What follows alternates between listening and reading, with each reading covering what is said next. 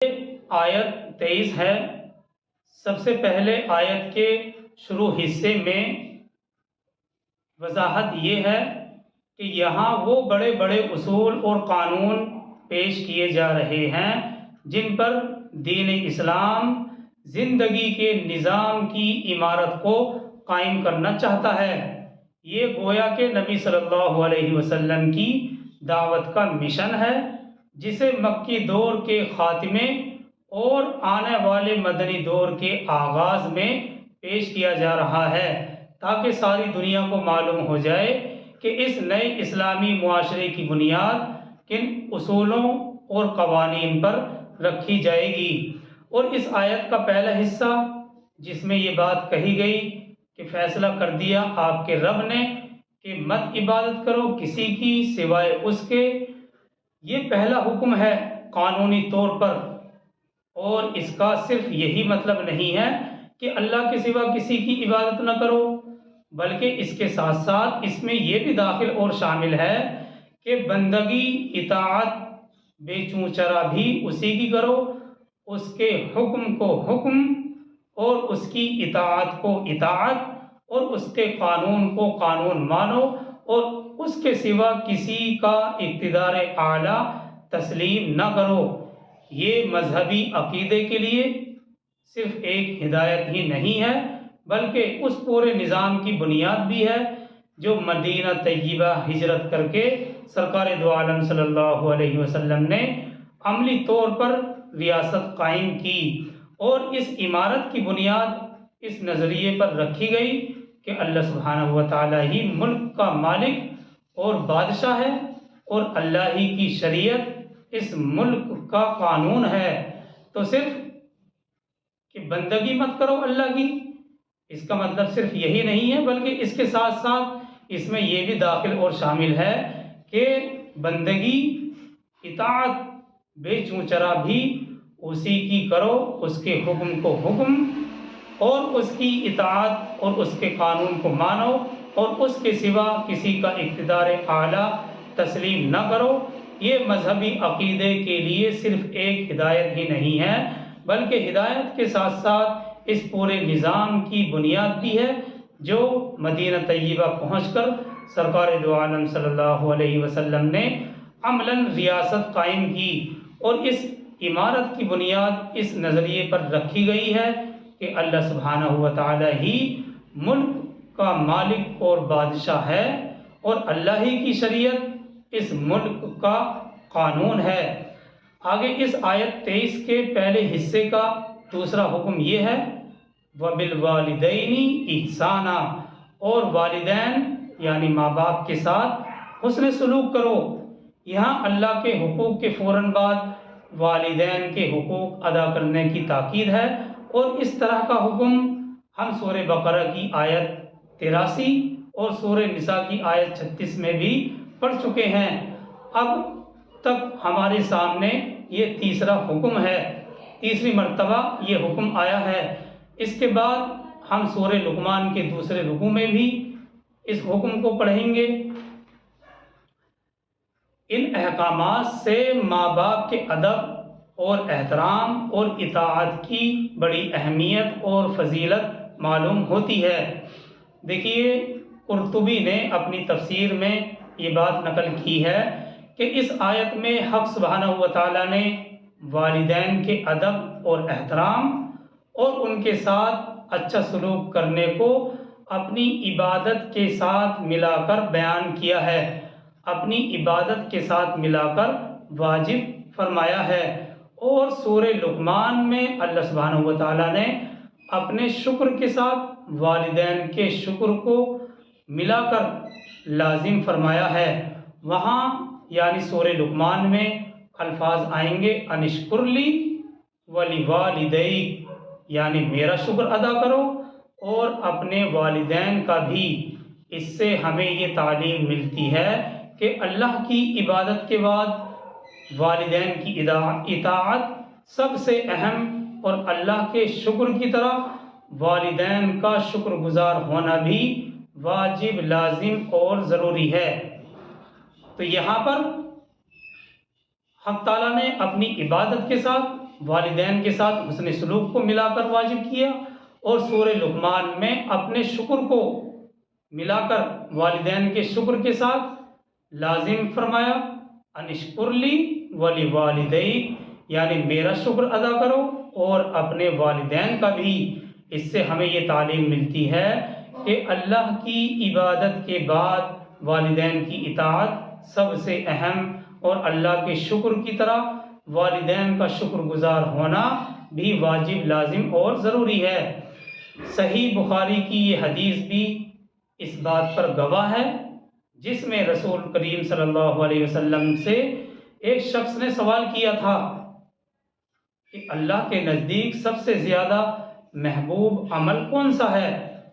اللہ کے نبی صلی اللہ علیہ وسلم کی خدمت میں یہ شخص حاضر ہوا، اور حاضر ہونے کے بعد اس شخص نے رسول اللہ صلی اللہ علیہ وسلم سے سوال کیا کہ اللہ کے نزدیک سب سے زیادہ محبوب اور پسندیدہ عمل کیا ہے؟ آپ نے ارشاد فرمایا، نماز اپنے مستحب وقت میں، یعنی نماز کو اس کے مستحب وقت میں ادا کرنا۔ پھر اس نے دریافت کیا اس کے بعد کون سا عمل سب سے زیادہ محبوب ہے؟ تو آپ نے فرمایا، والدین کے ساتھ اچھا سلوک۔ یہ بخاری کی روایت ہے، جس میں رسول کریم صلی اللہ علیہ وسلم سے ایک شخص نے سوال کیا کہ اللہ کے نزدیک سب سے زیادہ محبوب عمل کیا ہے؟ آپ نے ارشاد فرمایا، نماز اپنے مستحب وقت میں۔ پھر اس نے دریافت کیا کہ اس کے بعد کون سا عمل سب سے زیادہ محبوب اور پسندیدہ ہے؟ تو آپ نے فرمایا، والدین کے ساتھ اچھا سلوک۔ تفسیر مظہری نے اس جگہ مسند احمد، ترمذی، ابن ماجہ اور مستدرک حاکم 4 کتابوں کے حوالے سے اپنی کتاب کے اندر روایت نقل کی ہے۔ حضرت ابو دردہ رضی اللہ تعالیٰ عنہ سے روایت ہے کہ رسول اللہ صلی اللہ علیہ وسلم نے ارشاد فرمایا، باب جنت کا درمیانی دروازہ ہے، اب تمہیں اختیار ہے کہ اس کی حفاظت کرو یا اسے ضائع کر دو۔ اور اس سلسلے میں ایک اصولی بات یہ بھی ہے کہ ہر گناہ کی سزا آخرت تک مؤخر کی جا سکتی ہے، بلکہ دنیا تو دارالامتحان ہے اور ہر گناہ کی سزا آخرت میں ہی ملے گی، تو ہر گناہ کی سزا آخرت تک مؤخر کی جا سکتی ہے، مگر والدین کی حق تلفی کی سزا آخرت سے پہلے دنیا میں بھی ملتی ہے۔ اور اس کی گواہ وہ حدیث ہے جس کو بیہقی نے شعب الایمان میں بروایت ابی بکرہ رضی اللہ تعالیٰ عنہ نقل کیا ہے کہ رسول کریم صلی اللہ علیہ وسلم نے ارشاد فرمایا کہ اور سب گناہوں کی سزا تو اللہ تعالیٰ جس کو چاہتے ہیں قیامت تک مؤخر کر دیتے ہیں، والدین کی حق تلفی کے علاوہ، کہ اس کی سزا آخرت سے پہلے دنیا میں بھی دی جاتی ہے۔ یہ بیہقی نے شعب الایمان میں بروایت ابی بکرہ نقل کیا ہے کہ رسول اللہ صلی اللہ علیہ وسلم نے ارشاد فرمایا کہ اور سب گناہوں کی سزا تو اللہ تعالیٰ جس کو چاہتے ہیں قیامت تک مؤخر کر دیتے ہیں، والدین کی حق تلفی کے علاوہ، کہ اس کی سزا آخرت سے پہلے دنیا میں ہی دی جاتی ہے۔ یہ سب روایات تفسیر مظہری میں بڑی تفصیل کے ساتھ نقل کی گئی ہیں۔ اب سوال یہ رہ جاتا ہے کہ والدین کی اطاعت کن چیزوں میں واجب ہے اور کہاں تک مخالفت کی گنجائش ہے؟ اب سوال یہ رہ جاتا ہے کہ والدین کی اطاعت کن کن چیزوں میں واجب ہے اور کہاں تک والدین کی مخالفت کی گنجائش ہے۔ تو اس سلسلے میں یہ یاد رکھنا چاہیے کہ اس پر علماء فقہا کا اتفاق ہے کہ والدین کی اطاعت صرف جائز کاموں میں واجب ہے، ناجائز گناہ اور حرام کاموں میں اطاعت کا واجب ہونا تو بہت دور کی بات ہے، یہ تو جائز بھی نہیں ہے،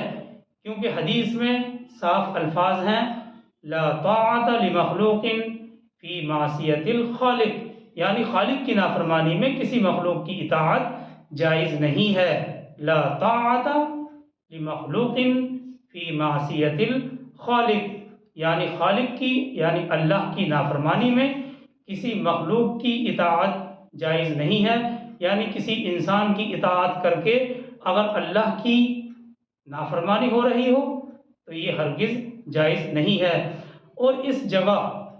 محققین نے یہ مسئلہ بھی ذکر کیا ہے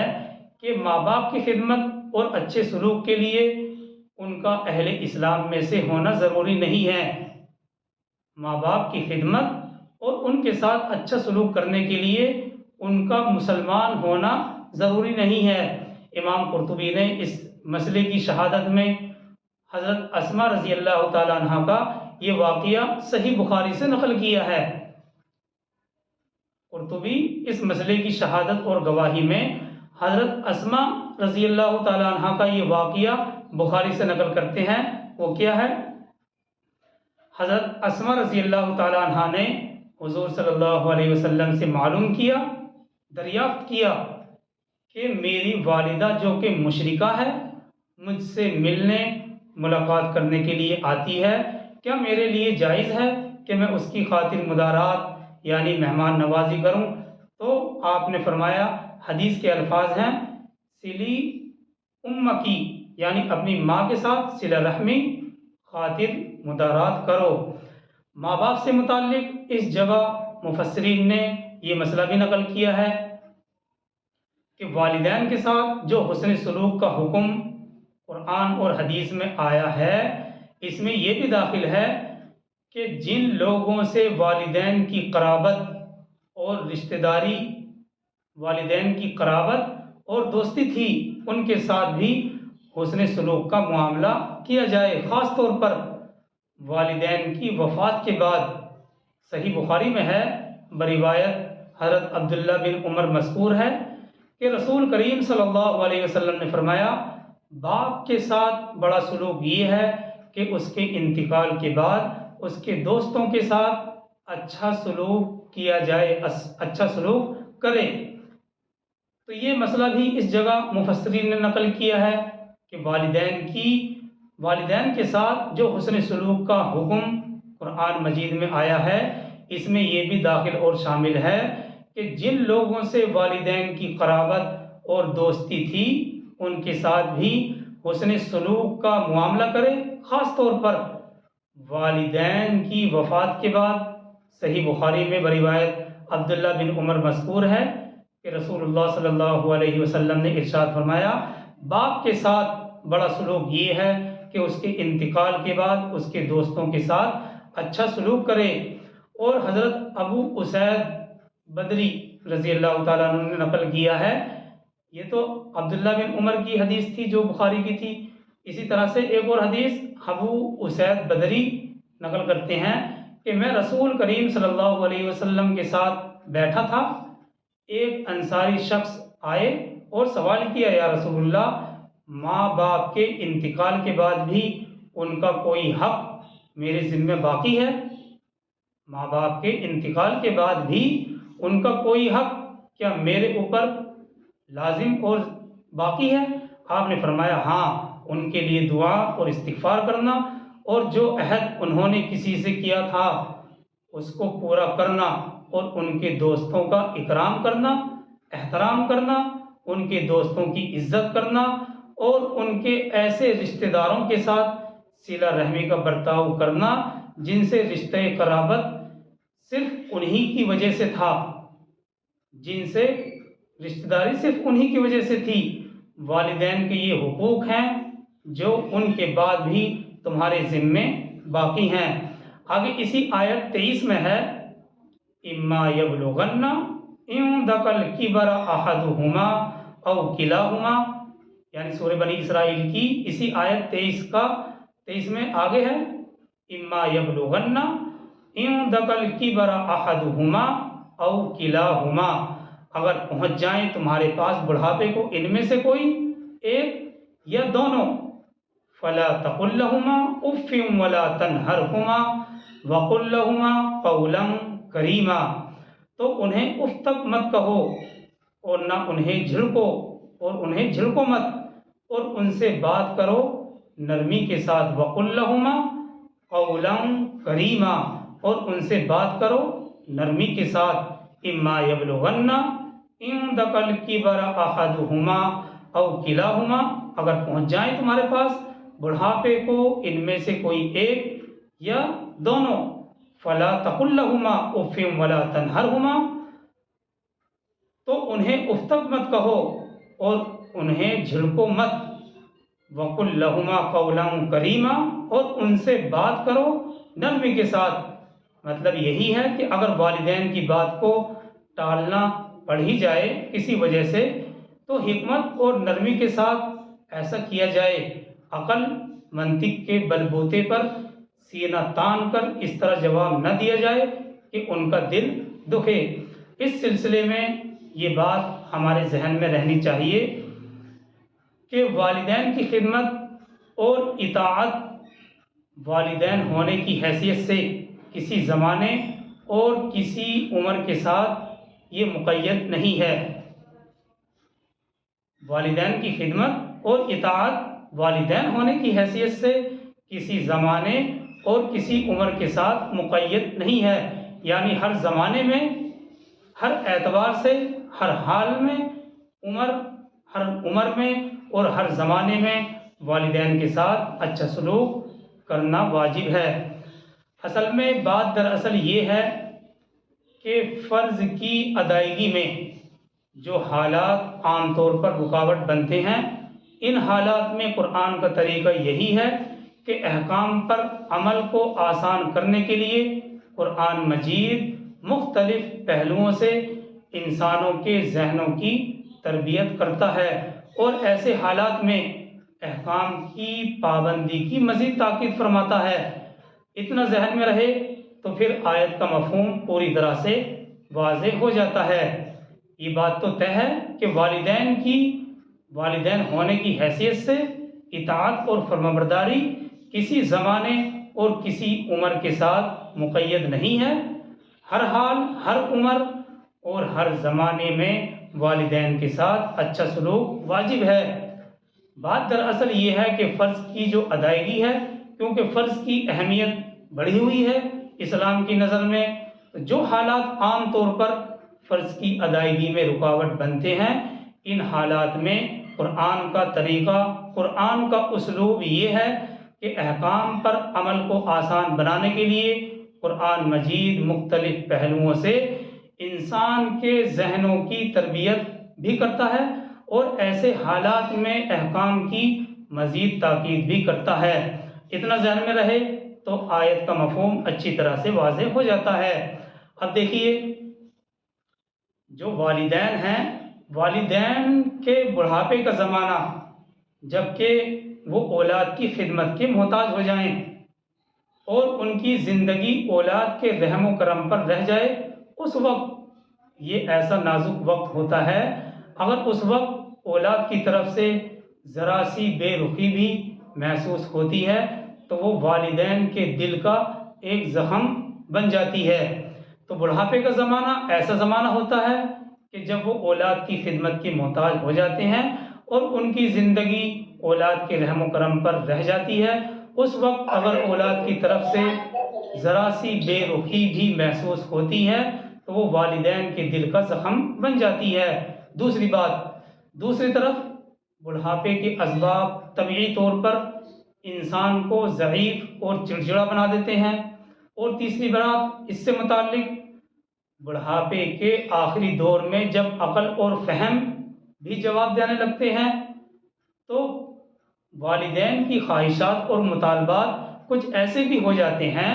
जिनका पूरा करना औलाद के लिए मुश्किल होता है। कुरान ने इन हालात में बूढ़े वालिदैन की दिलजोई का सामान और राहत, उनके दिल को राहत पहुँचाने का सामान किया है और बूढ़े वालिदैन पर निहायत ज़बरदस्त कुरान ने ये एहसान किया है। और उसी के साथ साथ औलाद को बचपन का ज़माना भी याद दिलाया है कि किसी वक्त तुम भी अपने वालिदैन के इससे ज़्यादा मोहताज थे जिस कदर आज वो तुम्हारे मोहताज हैं। तो जिस तरह वालिदैन ने उस वक्त अपनी राहत को, अपने सुकून को तुम्हारे ऊपर कुर्बान किया था और तुम्हारी बेअक्ली बातों को प्यार और मोहब्बत के साथ बर्दाश्त किया था। अब जबकि उन पर कमज़ोरी का वक्त आ चुका है, बुढ़ापे का वक्त आ चुका है, तो अकल और शराफत का तकाजा ये है कि पिछले एहसान का बदला अब तुम अदा करो। तो ये कुरान मजीद ने बूढ़े माँ बाप पर ज़बरदस्त एहसान किया है, और इसी के साथ साथ औलाद को बचपन का ज़माना भी याद दिलाया है कि भाई किसी वक्त तुम भी अपने वालिदैन के इससे ज़्यादा मोहताज थे जिस कदर आज ये तुम्हारे मोहताज हैं। तो जिस तरह वालिदैन ने उस वक्त अपनी राहत को, अपने सुकून को, अपने चैन को तुम्हारे ऊपर कुर्बान किया था और तुम्हारी बेअक्ली बातों को प्यार और मोहब्बत के साथ बर्दाश्त किया था, अब जबकि उन पर ये कमज़ोरी का वक्त आ गया है, तो अकल और शराफत का तकाजा यही है कि तुम इस पिछले एहसान का बदला अदा करो। अगली आयत 24 से पूरी तरह बात वाज़ेह हो जाएगी। वक़्फ़िज़ लहुमा जनाहज़्ज़ुल्लि मिनर रहमति, और झुकाए रखो उनके सामने, यानी माँ बाप के सामने। वक़्फ़िज़ लहुमा जनाहज़्ज़ुल्लि मिनर रहमति, और झुकाए रखो उनके सामने अपने बाजू आजिज़ी और नियाज़मंदी से, यानी जब भी वालिदैन के सामने आए तो तुम्हारी चाल ढाल और गुफ्तगू के अंदाज से आजिज़ी, अदब और एहतराम का इजहार होना चाहिए। अब आयत 24 के अगले हिस्से में वही बात आ रही है जिसकी अभी वजाहत की गई। वक़ुर रब्बिरहमहुमा कमा रब्बयानी सगीरा, यानी एहसान के साथ साथ औलाद को भी बचपन का ज़माना याद दिलाया गया है। वक़ुर रब्बिरहमहुमा कमा रब्बयानी सगीरा, और दुआ करते रहो ऐ मेरे रब इन दोनों पर रहम फरमा जैसे कि इन्होंने मुझे बचपन में पाल पोसा। बहरहाल इस्लामी मुआशरे और इस्लामी तहजीब में वालिदैन के अदब, इताअत और उनके हुकूक की रियायत को एक अहम और ज़बरदस्त पहलू की हैसियत से दाखिल और शामिल किया गया है। तो बहरहाल यहाँ से यानी आयत 23 से वो 10 अहकाम शुरू हो चुके हैं जिनके बारे में कल बतलाया गया था कि ये 10 अहकामात तौरात के निचोड़ हैं, तौरात की तालीमात का निचोड़ हैं। हज़रत अब्दुल्ला बिन अब्बास के नज़दीक इन अहकामात के अंदर जो इन रुकुआत में आ रहे हैं तौरात की तालीमात का निचोड़ है। तो सबसे गहरी बात यही है कि अल्लाह सुब्हानहू व तआला ने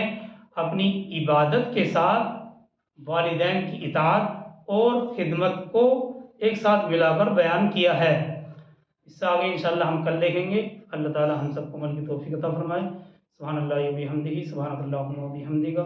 नशहदु अन ला इलाहा इल्ला अंता व नस्तगफिरुका व नतूबु इलैक। सुब्हान रब्बिका रब्बिल इज्जति अम्मा यसिफून व सलामुन अलल मुरसलीन वल्हम्दुलिल्लाहि।